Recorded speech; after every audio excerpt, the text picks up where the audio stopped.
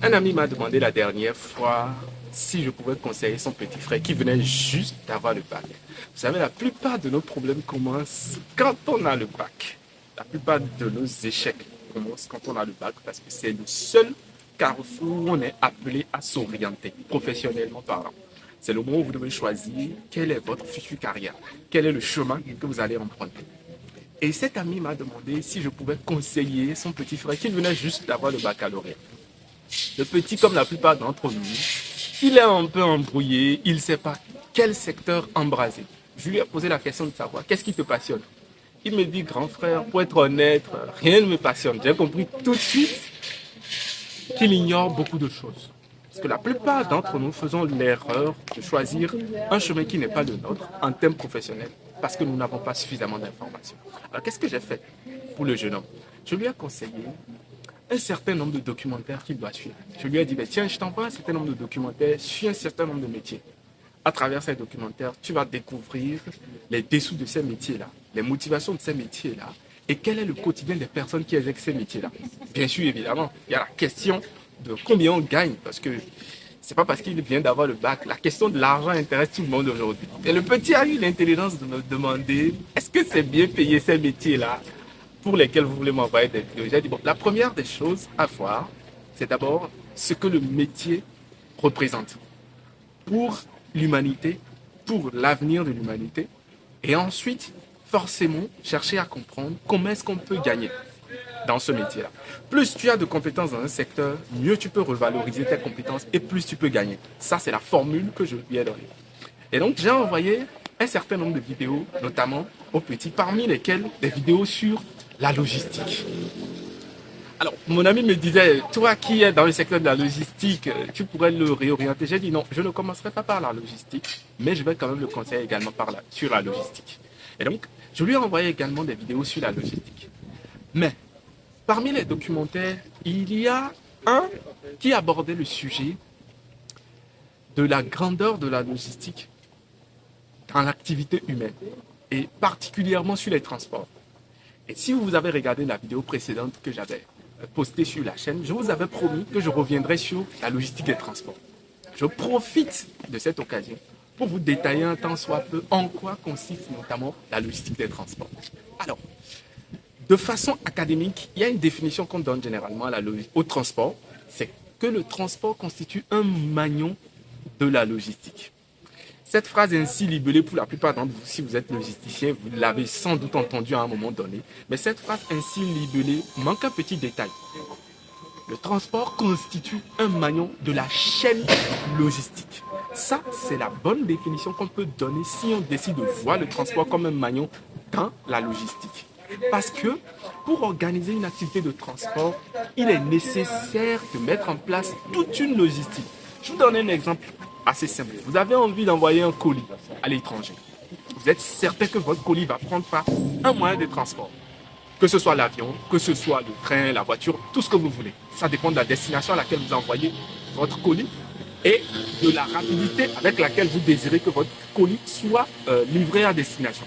On parlera en termes d'express là-dedans. Mais à partir du moment où vous faites ces choix, vous allez également faire des choix logistiques qui vont accompagner cela. Déjà, le mode de transport, mais en plus, le mode de colisage. Comment est-ce que vous allez emballer votre colis? Vous irez choisir parmi une multitude de dimensions, de tailles de cartons d'emballage pour pouvoir faire envoyer votre colis. Si vous ne le faites pas vous-même, vous êtes obligé de payer pour qu'on puisse le faire pour vous. Pour que la société qui organise le transfert de votre colis puisse le faire pour vous. Mais ce sont des choix qui répondent déjà à des questions logistiques. Dès le moment où on doit se dire, mais dans quel type d'emballage on met notre colis pour pouvoir l'envoyer de façon exceptionnelle, pour couvrir tous les aspects de la sécurité, on est en train de répondre à une question logistique. Au-delà de ça, combien d'étapes doit franchir notre colis? Combien de frontières notre colis doit passer? Cela implique qu'on doit supporter un certain nombre de charges qui sont liées à la nature du colis, à son contenu, à son contenant, si vous voulez, tout ce que vous voulez, mais particulièrement sur sa valeur. Et à partir du moment où on est en train d'évaluer la valeur pour pouvoir payer pour la valeur, on est en train de tenir compte d'un aspect logistique vis-à-vis de ce colis-là. Donc, rien que pour envoyer un colis jusqu'à ce que ça n'arrive à destination, il y a toute une logistique des questions donc logistiques auxquelles on doit répondre pour que le colis arrive à destination. C'est pareil pour toute expédition, par voie aérienne, par voie maritime, par voie terrestre, par voie fluviale si vous voulez. Dans tous les cas de figure, on prend un certain nombre de dispositions vis-à-vis du moyen, vis-à-vis de l'objet à transporter. Et ces dispositions répondent à des questions qui sont dites de questions logistiques pour assurer la fiabilité du transport, pour assurer la réussite du transfert, l'arrivée à destination dans des temps requis. Lorsque vous voulez envoyer un colis par voie espèce, c'est parce que vous voulez que votre colis arrive très rapidement. Lorsque vous envoyez par voie maritime, c'est parce que vous vous êtes dit, bon, le temps que ça va prendre ne vous dérange pas. Donc, ce sont là des questions qui répondent aux besoins que vous recherchez. Et ce sont des questions logistiques. Quel que soit le type de transport que vous avez à choisir dans une expédition ou dans un projet, vous allez organiser autour de cela des questions logistiques auxquelles vous êtes obligé de répondre pour assurer une réussite de votre opération de transport. C'est pour cela qu'on parle de la logistique des transports, qui est une fonction en entreprise avec laquelle des spécialistes s'organisent, travaillent, réfléchissent pour permettre à ce que tous les produits puissent être envoyés, tous les produits puissent avoir une opération de transport réussie en tout temps et en tout lieu. C'est assez pertinent parce que pour vous qui recherchez du boulot dans le secteur du transport, vous pouvez vous spécialiser dans la logistique des transports. Vous aurez pour fonction principale l'organisation logistique des transports. Vous n'êtes pas un conducteur, vous n'êtes pas un mécanicien, mais vous êtes un logisticien des transports. Et donc, toutes les questions qu'on peut se poser pour organiser une activité de transport réussie en sécurité, vous répondrez à ces questions. Et laissez-moi vous dire qu'il y a plein de postes à pouvoir dans ce secteur-là. Et vous pouvez penser à ce type de secteur pour tout simplement faire carrière en logistique. C'était ainsi important pour moi. Et j'ai détaillé ce point-là au petit frère de mon ami. Je ne sais pas quel sera son choix. Je lui ai laissé un certain nombre de choix. Et je pense que très bientôt, je partagerai avec vous le choix qu'il a fait. Évidemment, son choix va se pencher aussi sur la question de, en tant que logisticien des transports, est-ce qu'on gagne suffisamment d'argent? Et vous vous posez aussi la question.